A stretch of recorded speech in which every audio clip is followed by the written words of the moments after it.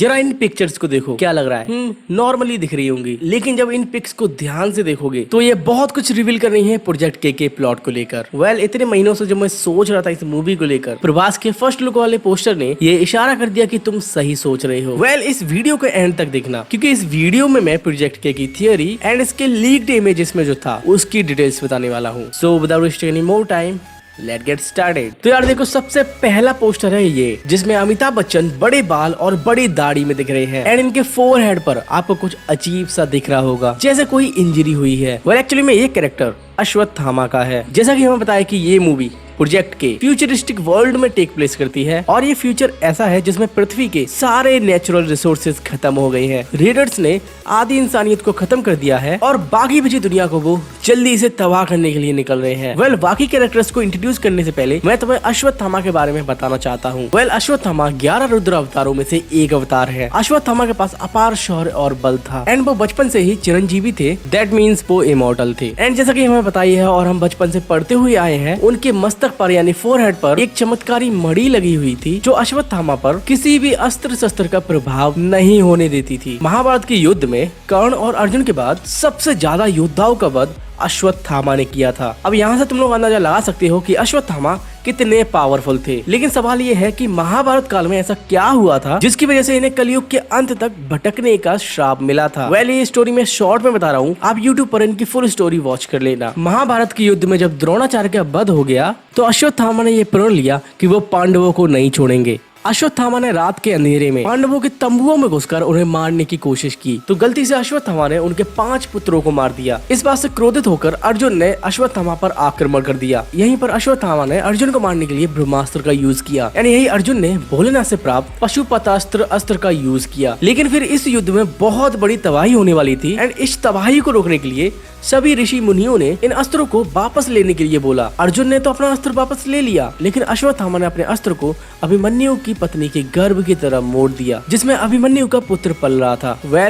इस इंसिडेंट के बाद श्री कृष्ण ने अभिमन्यु के बच्चे को बचा लिया और फिर क्रोध में आकर अश्वत्थामा के सिर में जो मणि लगी हुई थी उसको निकाल लिया और ये श्राप दिया कि वो कलयुग के अंत तक दर दर भटकेगा और उसके घाव कभी भी नहीं भरेंगे और अश्वत्थामा इस दर्द को लेकर बहुत पीड़ा में रहेंगे। और जैसा कि हमें पता है कि अभी भी कलयुग का अंत नहीं हुआ है और प्रोजेक्ट के में ये मिस्टीरियस कैरेक्टर यानी अमिताभ बच्चन अश्वत्थामा ही है। जो इनके फोरहेड पर आप इंजरी देख रहे हो वो मणि की ही है, जो कि श्री कृष्ण ने निकाल ली थी। जो कि ये बात यहाँ पर साबित हो जाती है कि इसका लेना देना यानी प्रोजेक्ट के का लेना देना महाभारत काल से भी है। अब यहाँ पर प्रभास के फर्स्ट लुक को तो आपने देखा ही होगा, जिसमें वो एक सुपर हीरो लैंडिंग कर रहे हैं। जिसने भी इसको एडिट किया है वो बहुत जल्दबाजी में किया है, क्योंकि इनकी बॉडी और सिर बिल्कुल सिंक ही नहीं हो रहे। ये पोस्टर कैसा है कैसा नहीं इसकी ज्यादा चिंता नहीं है, लेकिन ये पोस्टर हिंट बहुत कुछ कर रहा है। जैसे प्रभास के इस शूट को देखो, बहुत ज्यादा फ्यूचरिस्टिक लग रहा है। अगर आप यहाँ पर नोटिस करोगे तो प्रभास की लैंडिंग से यहाँ की जमीन क्रैक्ड हो गई है। ऐसी लैंडिंग वाली पोज को आप ज्यादातर फ्लाइंग एबिलिटीज के साथ देखोगे। जैसा कि ज्यादातर सुपर हीरो फ्लाई करके जब लैंड होते हैं तो उसके फोर्स के कारण जहाँ पर वो लैंड होते हैं उसका ज्यादातर एरिया क्रैक्ड हो जाता है। ऐसा ही कुछ इस इमेज में भी नजर आ रहा है और इसके बैकग्राउंड में सारा कुछ डिस्ट्रॉय हुआ पड़ा है। दैट मीन्स अर्थ पर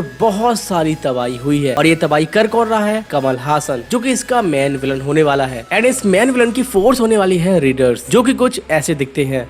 प्रभास मोस्ट प्रोबेबली जहाँ तक मुझे लग रहा है ये कल्कि का अवतार होने वाले हैं, जो कि भगवान विष्णु के मॉडर्न अवतार हैं। अब पृथ्वी चारों तरफ से तबाह हो गई है और यहाँ के नेचुरल रिसोर्सेज खत्म हो गई हैं, जैसा कि हमें इन सभी इमेजेस में दिखाया जा रहा है। तो इसका मतलब है कि विलन कोई छोटा मोटा विलन नहीं है, वो पृथ्वी को तबाह कर रहा है इस पर राज करने के लिए। इसका मतलब है कमल हासन कली का रूप है। अब कली और कल्कि के बारे में तुम्हें पता ही होगा, इसके बारे में मुझे शायद बताने की जरूरत नहीं है। कली की फोर्स इतनी बड़ी है कि कल्कि उसके फोर्स को अकेले संभाल नहीं पा रहे, तो इसी दौरान ये मदद लेंगे अश्वत्थामा की। बहुत सारे लोग सोच रहे होंगे कि कल्कि और अश्वत्थामा एक दूसरे के अपोजिट होंगे, तो ऐसा कुछ नहीं है। बिग बी के इंस्टाग्राम पर एक पोस्ट डली हुई है जिस पर साफ साफ लिखा हुआ है, 2 हाथ मिल रहे हैं, संस्कार मिल रहे हैं, इस कला के संस्कारों के परचम उड़ रहे हैं। दैट मीन्स ये इंडिकेशन है कि कल्कि एंड अश्वत्थामा साथ मिलकर काम करेंगे। एंड इनकी टीम में दीपिका पादुकोण और दिशा पाटनी भी हैं। यहीं पर फिर एक और इमेज आती है जिसमें अपना हीरो प्रभास खड़ा हुआ है अपसाइड डाउन ट्रायंगल के बीच में। एंड मे बी ये ट्रायंगल फोरशैडो कर रहा है टाइम ट्रेवल को, जिसमें पास्ट, फ्यूचर एंड प्रेजेंट भी होने वाला है। अब क्योंकि इसका विलन बहुत ज्यादा ताकतवर है